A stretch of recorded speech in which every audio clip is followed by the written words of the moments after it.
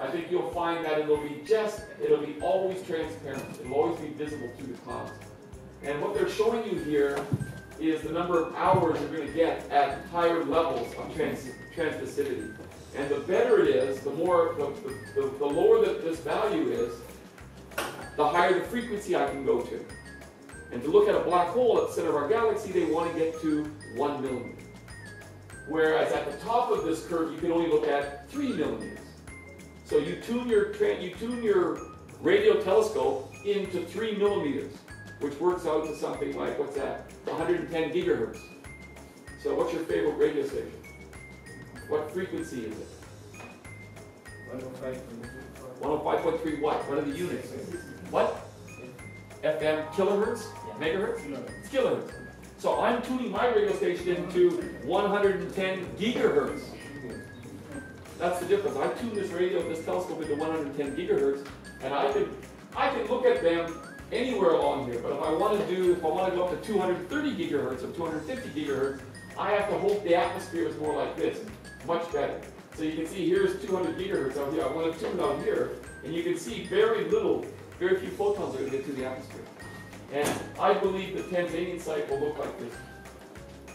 Okay? If I was to go to the Humsberg, which is where the Dutch want to go, 2,000 meters, they are not going to be able to observe at all here. They might get a couple hours a year, whereas here you're going to get on the order of 10 to 15 to 25% observing time. So if we want to do millimeter and sub-millimeter, very high frequencies, you want to be up here. You want to be 4,000 plus meters. Okay, so that's all about transmissivity. That's the goal in astronomy, is seen through the clouds. And that's why they build satellite radio telescopes now. They're sending telescopes into space. In fact, the Russians are building something called millimetron.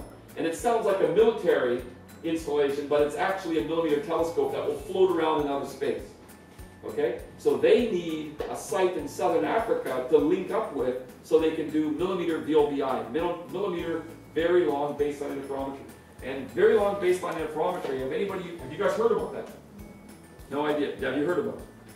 You've heard of VLBI? It's okay, I don't use it at all. It's kind of terrible. VLBI, very long baseline interferometry, is if I have a telescope, say here in Australia, and I have a telescope, say at Hardbistroff where I work in South Africa, the distance between them is D, the baseline, right? And at the speed of light, I can determine the time the signal arrives here versus here. So if I'm looking at a quasar, quasi-stellar object in space, basically an active galaxy, that's 10 million light years away, 10 billion light years away, the signal will reach here slightly faster than here possibly.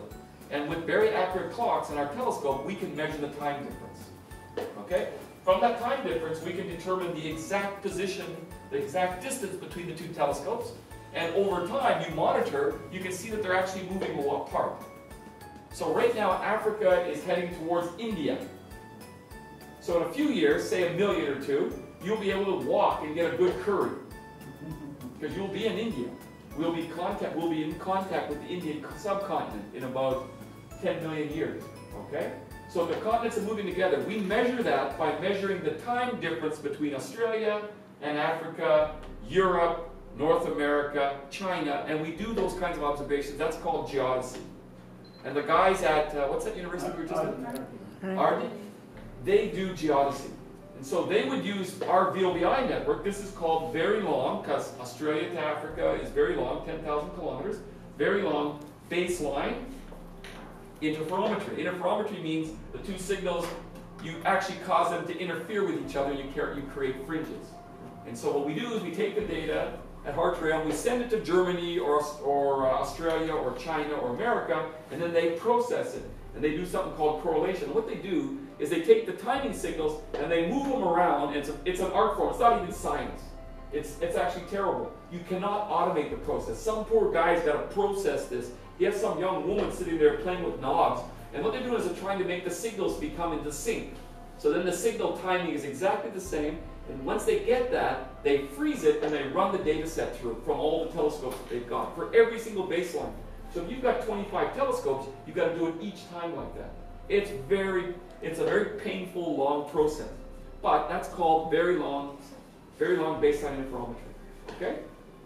That's what it is. So for VLBI, for millimeter astronomy, we want to do the same. And you determine the resolution, the size of the object you can look at, by the baseline width. So a telescope has a diameter of, say, 25 meters. So you take lambda, the frequency, the wavelength you're operating at, in centimeters, and divide it by the diameter of the telescope. That gives you the resolution. And it's typically in arc minutes. So you have, 1 degree in the sky divided by 60, that's 1 arc minute, right? That is the resolution. That's the size of the object you can look at. But now if you go to 10,000 kilometers, it goes down to 1,000th of an arc second. So it's 1 degree divided by 60 divided by another 60 divided by 1,000. So that's what you want, that because now you can look at very, very, very, very high resolution, and now you can make images of the sky very accurate, and you can actually see planets, protoplanets. You can see black holes. And that's why they want the millimeter astronomy. They want to be able to link to South America, to Europe, to America, and things like that, okay? So that's called VLBI, and that's the power of this thing. Now, as a single-dish telescope, it'll also be very powerful. So as a single-dish telescope, you can still do astrochemistry, because you can detect the different types of lines, transitions that are going on in space, and they give us some idea about the physics of what's going on under very particular conditions. Because in outer space, it's very cold. So it's cold temperature physics again. It's a free laboratory, basically. Right, so we're going to talk about the science you can do from millimeter. And so I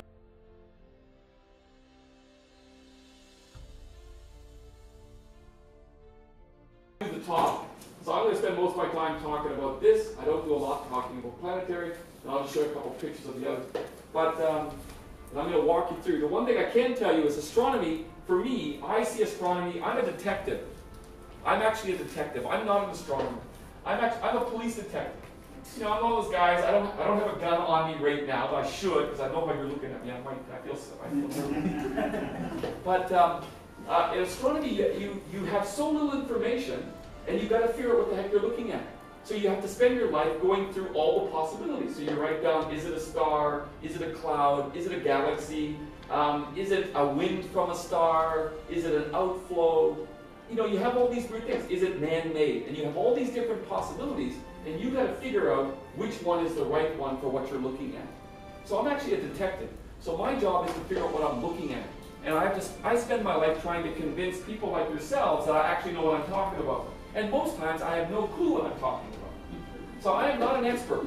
I'm just a detective. I'm just trying to figure out, I'm trying to do my impression of Sherlock Holmes. Okay? So I have all these possibilities, and I've got rid of all of them, and I'm left with only one. However impossible, that has to be the answer. Okay? So astronomy is about detective work. Okay, so you go to your lab. My lab is the stars. And I'm given a very weak instrument that can be tuned into a couple stations, and from that I got to figure out what I'm looking at. Okay? So that's what astronomy is. And this is an example. This is the Cat's Paw Nebula.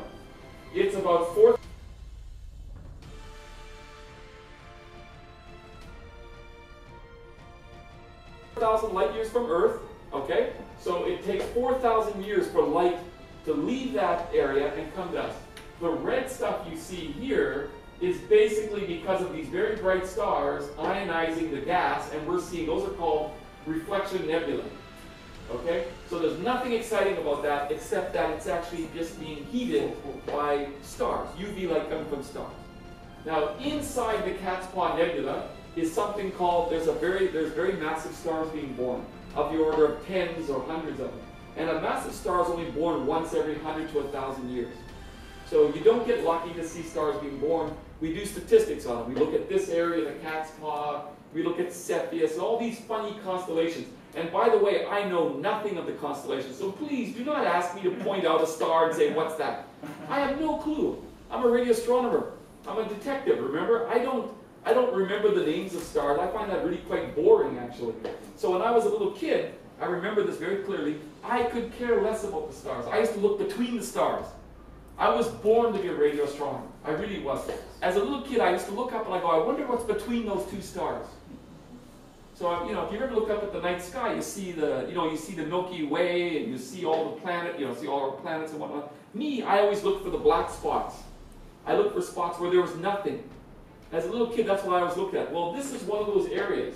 If you look through a telescope, you wouldn't see anything there. It'd be blank, blank, blank, except for a couple of these very bright stars. Okay? So this image was taken in, it's got a certain filter on it, it's done with the Hubble. Anyways, it's called the Cat's Paw Nebula, and it's a star-forming region. So this object here, NGC, its new galactic catalog, source number 6334, and F because that's the infrared signature. That's where the source gets its name. And this is what astronomy is all about. Dull and freaking boring. So you spend your life as an astronomer looking at blank sky. So I'm recommending everybody here in the room to not go into astronomy. Do something exciting, like theoretical physics, or cold temperature physics, or solid state. Do something that's going to, you know, keep your mental juices flowing. Astronomy, you spend your life looking at blank sky.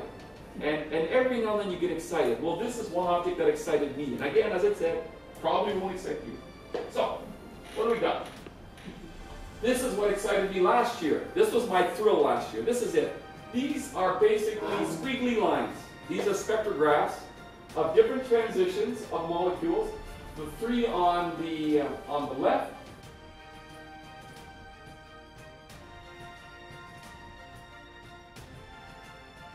are hydroxyl. So this is ground state hydroxyl lines. These are excited OH lines, hydroxyl lines. This is water, and these two are methanol. These are three different molecules. This is a spectrograph taken from our spectrometer at Hartrail. And what you can see before you saw this, it's really kind of boring. This is the one that actually I originally detected that made me realize something interesting was happening. You can see here, you see this little Ken Jansky maser all by itself. Nothing exciting about that. It was found by somebody else. I'm not going to be able to publish that. But what I did find was, I looked at it a second time for very